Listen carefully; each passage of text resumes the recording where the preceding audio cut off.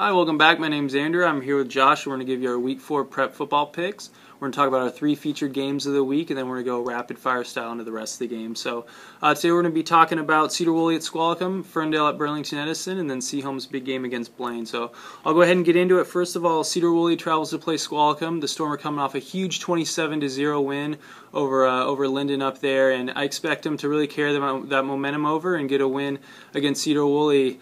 Sedro-Woolley only managed 7 points last week against Burlington-Edison, but I think Squalicum's defense is really impressive, and I expect them to do their thing. So I'm going to go ahead and give Squalicum a 28-14 victory.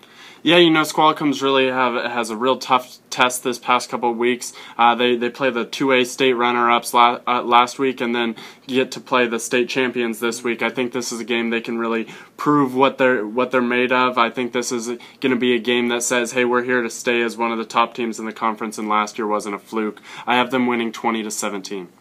All right, next up, Ferndale at Burlington-Edison. Burlington-Edison did a really great job last week limiting Sedro-Woolley to only 7 points against that tough rush game they got. But I really think Ferndale has one of the better rushing attacks in all the Northwest Conference. They've racked up 825 rushing yards through only 3 games, and I think they're going to be able to do their thing against Burlington-Edison's defense. In the end, I'm going to go ahead and give Ferndale a 28-24 victory. Yeah, you know, Ferndale's front seven really impressed me last week, and I think they'll do it again this week. I think it's going to be key for Chris Hernandez, Taylor Belfi to get in that backfield, both in the rushing and the passing games of Burlington. They like to throw that deep ball, just like Blaine did last week. And so if they can get some pressure up front, they can throw that extra man in that secondary and thwart some of that. I have them winning 27-14. Sure, and lastly, we got Sehome traveling to Blaine. I really like what Blaine's been doing. Good offensive balance with Jalen Courtlever throwing the ball, those big shot plays, and we all know what Riley Fritch can bring to an offense with his running abilities. But Sehome has a really good defense, so that's something they've really been able to hang their hat on so far this year, especially without kind of a true quarterback right now with their situation. So I expect it to be a tough, physical, kind of low-scoring game. I know Seahome's going to be out for revenge, but I think Blaine right now is a little bit better. I'm going to go ahead and give the board rights a 20-14 win. I think Taylor Rapp's really going to make his name really out there this week. I think he's going to be involved in a lot of key plays on defense. Blaine really likes to throw that deep ball, and I think Taylor Rapp's speed can really thwart that, and that makes Blaine's attack very one-dimensional if Rapp can kind of interfere with those deep balls and at least break them up.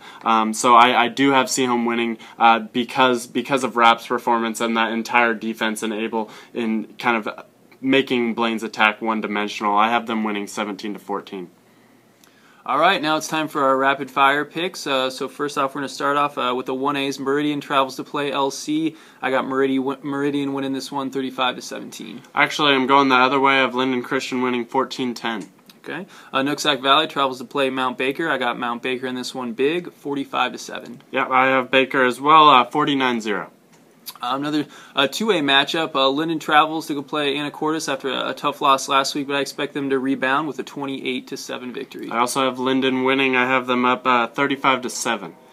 Next, we got Charles Wright Academy against Bellingham. Bellingham begins kind of their independent portion of their schedule. I think they're going to start off with win number 1. I'm going to give them a 28-21 victory. Yeah, that independent schedule sure is nice to have for a team like Bellingham. I have them winning 36-24.